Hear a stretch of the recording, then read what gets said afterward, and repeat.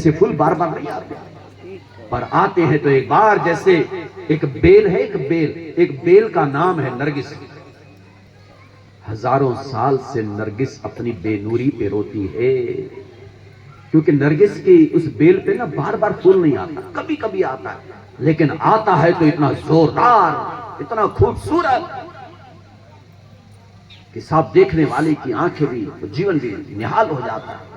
हजारों साल से नरगिस अपनी बेनूरी पे रोती है, बड़ी मुश्किल से होता है चमन में कोई दीदावर पैदा। ऐसा व्यक्तित्व बड़ी मुश्किल से चमन में आता है, जन्म लेता है। जन्म लेकर के फिर अपनी लीलाओं को करता है, तप साधना करता है। उसकी तप के श्वास से कण कण जहां का महक उठता है। मैं आज इसी संदर्भ में एक बात और भी कह देना चाहता हूं।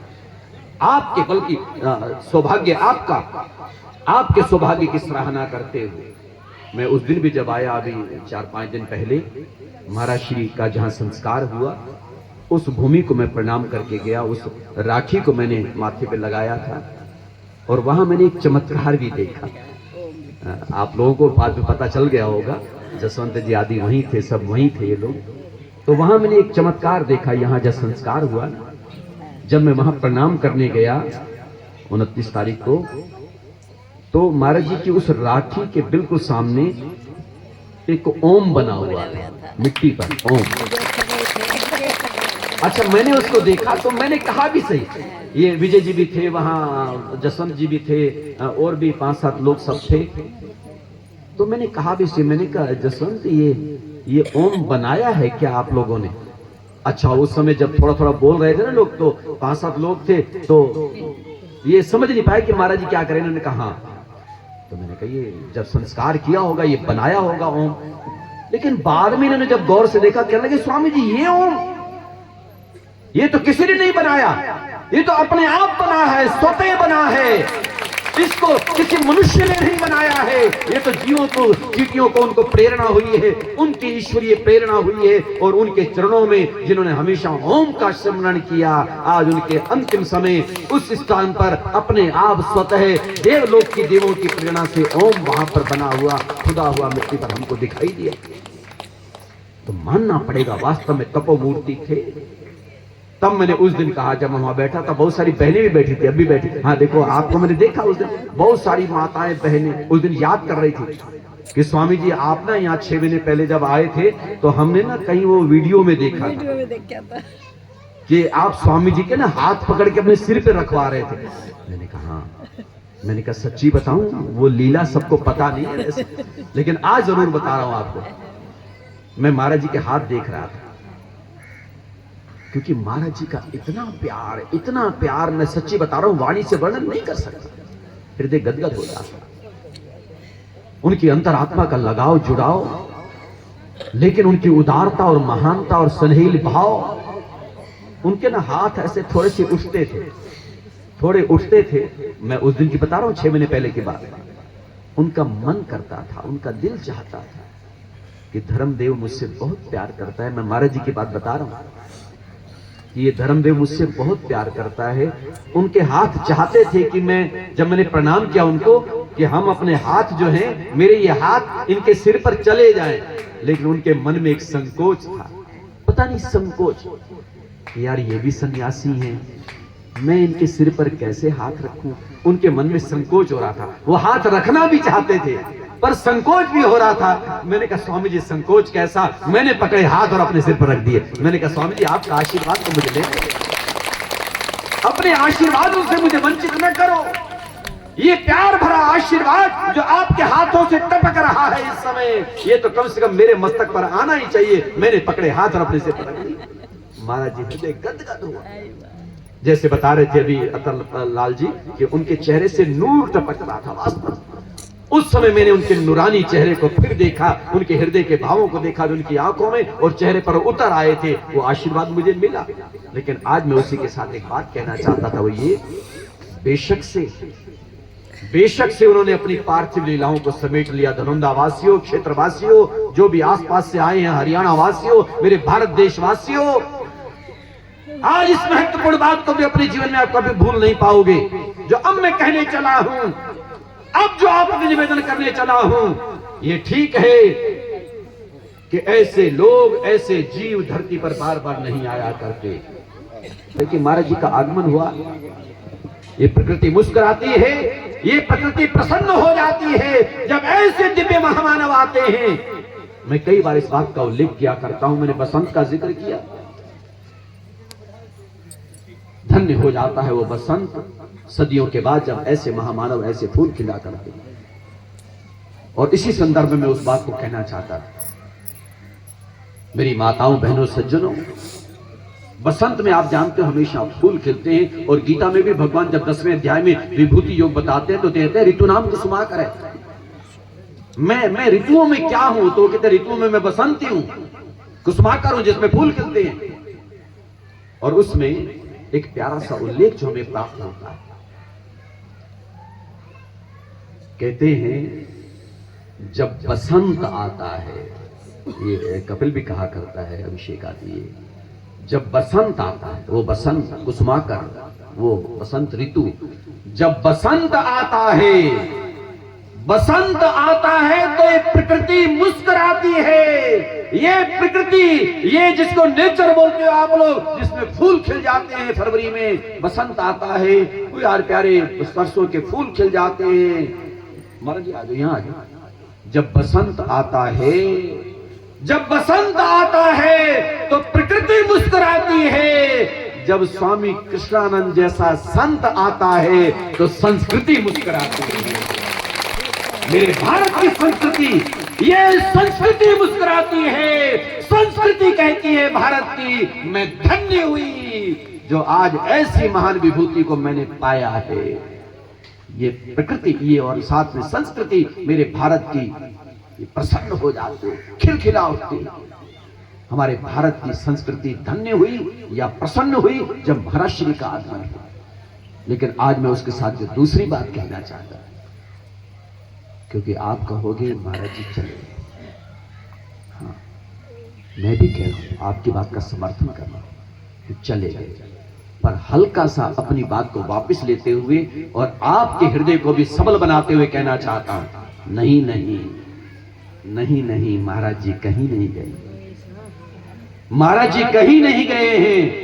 ये वाटिका, ये बगिया, ये बगीचे, ये पेड़, ये पौधे, मैंने उस दिन भी कहा था पिछले हफ्ते आकर के कि जो महाराज श्री के सानिध्य में या जिसको उन्होंने लगाया, जिनके आसपास वो रहे, यहाँ का पत्ता पत्ता महाराज श्री का पता बताएगा। महाराज श्री का अच्छा कोई ये कहे कि कोई अच्छा कोई आके कहे ना कि महाराज जी, स्वामी जी अगर यहीं पर है तो कहाँ मिलेंगे? महाराज जी मिलेंगे कहाँ? तभी मैं आपसे कह रहा हूं कि इन पत्तों से पूछ लेना उनका पता, वो कहां मिलेंगे। पत्ते पत्ते में मिलेंगे।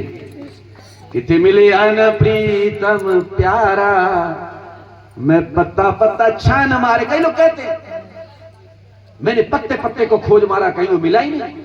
अरे नहीं मेरे प्यारे, कौन कहता है कि तेरा पता मिलता नहीं? स्वामी जी हरे परमात्मने प्रणत क्लेश नाशाय गोविंदाय नमो नमः। भक्त भक्ति भगवंत गुरु चतुर्नाम वपुएक, तिनके पद बंधन किए नाशहि विघ्न अनेक, नाशहि विघ्न अनेक। अखिल कोटि ब्रह्मांड नायक जगत नियंता जगदाधार, अकारण करुणा वर्णालय हम सब पर अपने हेतु की कृपा बरसाने वाले भगवान श्री हरि के चरणों में प्रणाम करते हुए, परम पूज्य श्री सद्गुरुदेव महाराज जी के चरणों में वंदन और प्रणाम करते हुए, पूज्य चरण ब्रह्मलीन श्री स्वामी ब्रह्मचारी जी महाराज जी के श्री चरणों में हम बारंबार वंदन करते हैं, प्रणाम करते हैं, जिनको हम अपनी भावांजलि, पुष्पांजलि, वाकांजलि देने के लिए यहाँ पर उपस्थित हुए हैं। उसी श्रृंखला में वैसे तो पूज्य महाराज जी का प्रवचन होने के बाद मेरा बोलने का कोई औचित्य नहीं है, फिर भी गुरुनाम आज्ञा अविचारणीय है। जो बड़े कह देते हैं, गुरुदेव कह देते हैं, उस पर फिर विचार नहीं करना चाहिए। आज हम पूज्य महाराज जी को अपनी श्रद्धांजलि देने के लिए यहाँ पर उपस्थित हुए हैं और पूज्य महाराज जी के लिए सच्ची श्रद्धांजलि यही होगी कि जो उन्होंने हमें बताया उस मार्ग पर हम निरंतर चलते रहें, उनकी वाणी का हम अनुकरण और अनुसरण करते रहें, उनका अनुगत्य हमें सदा सर्वदा प्राप्त होता रहेगा। मैं इसी धरा का बालक हूँ। कुछ लोग जानते भी, कुछ लोग नहीं भी जानते होंगे। पूज्य महाराज जी ने सारी घटना बता दी, लेकिन मैं अपने जीवन की दो छोटे छोटे संस्मरण, छोटी छोटी दो घटनाएं जो पूज्य महाराज जी से और फिर इन महाराज जी से जुड़ती हैं, वो मैं आपके सामने बताना चाहता हूँ।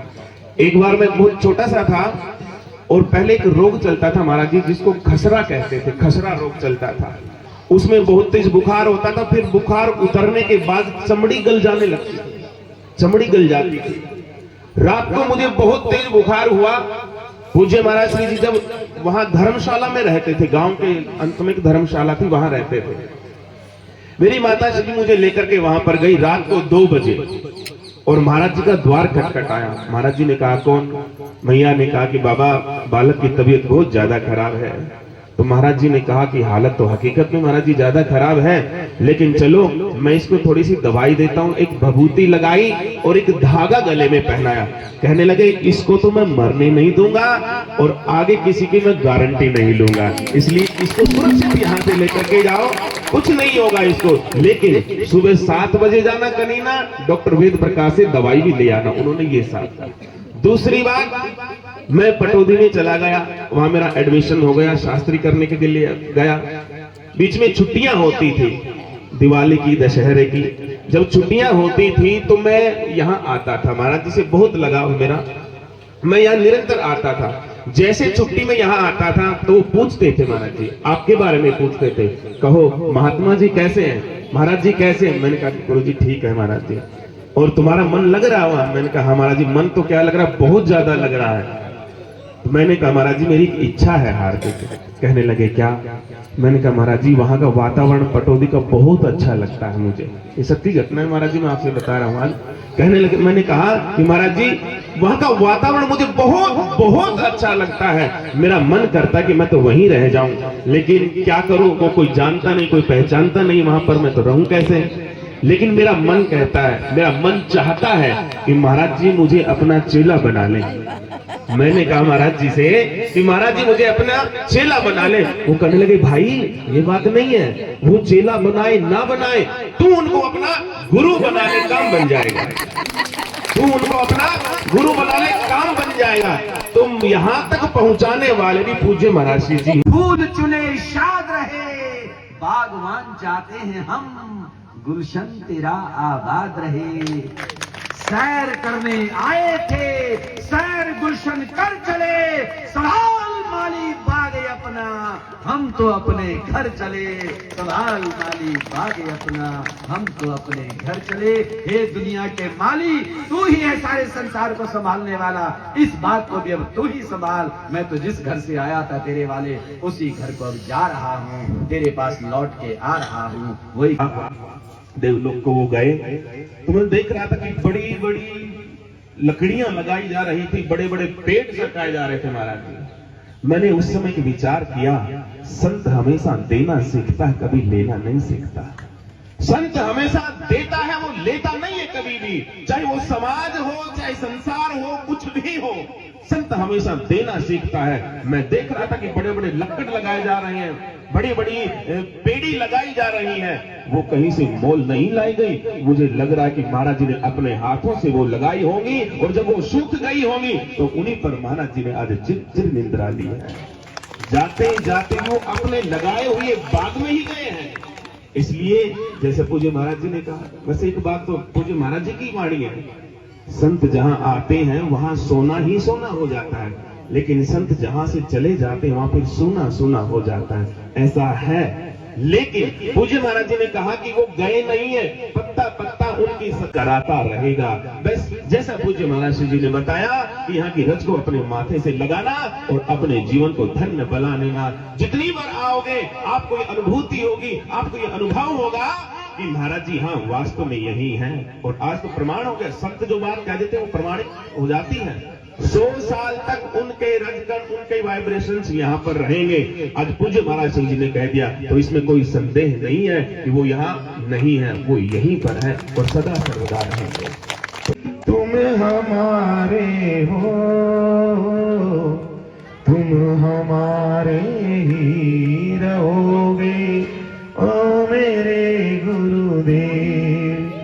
हम तुम्हारे थे गुरु जी, हम तुम्हारे हैं, हम तुम्हारे ही रहेंगे ऐ मेरे गुरुदेव। तुम्हें छोड़ो कृष्ण के प्यारे, जाए हम कहाँ पर, तुम्हें छोड़ सुन नंद दुलारे, जाए हम कहाँ पर। और अंत में ये भी कह दे, एक बार हृदय से लगा लो, एक बार हृदय से लगा लो, ओ मेरे गुरुदेव। तुम हमारे जी, तुम हमारे हो, तुम हमारे ही रहोगे, ओ मेरे गुरुदेव, ओ मेरे गुरुदेव। इतना कहकर के वाणी को विराम। जय श्री कृष्ण, जय श्री राम। इतनी बढ़िया प्रसाद मिलता है, आपसे ये व्यवस्था की गई कि इन्होंने हमको राह दिखाई, इन्होंने हमको राह दिखाई, हम भी एहतराम करें। सदाए वक्त है ये, सदाए वक्त है ये, झुककर इन्हें प्रणाम करें, झुककर इन्हें प्रणाम करें। बोले स्वामी शरणानंद महाराज की, स्वामी कृष्णानंद महाराज की, स्वामी धर्मदेव जी की।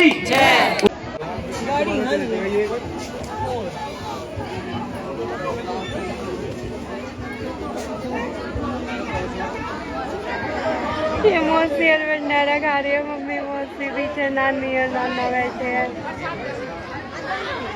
ये देखो जी बंदर आ गए हमारी गाड़ी के ऊपर।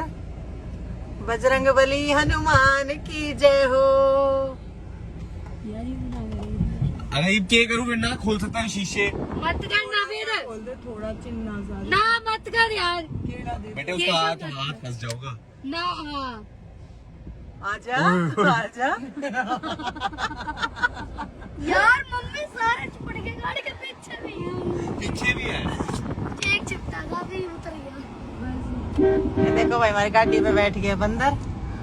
बजरंग बली, बजरंग बली हनुमान जी। हटो हटो, अरे ये दे दूंगा। मत लेगा, बाज गया ना, यूं ही देता। बेटे ये गुस्सा हो रहा है, ये 2 बार आ लिया, दिया नहीं आया। रहने दे केशव, मम्मी है ये बदतमीजी क्यों करवा रहे हो मम्मी? बस यार, ये दे दूं खोल के। ओ यूं ये ले।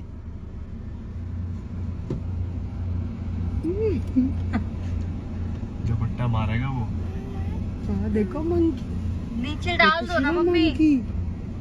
वो कितने के लग कतियों से ही। ओए देखो मंकी। मम्मी एक तो क्यों खिला रहे हो? यो ना इसके खत्म होते ही इसके चिपटेंगे। बबली मौसी कह रही खिला रही है। फिर ये नो। बच्चे को ले गया।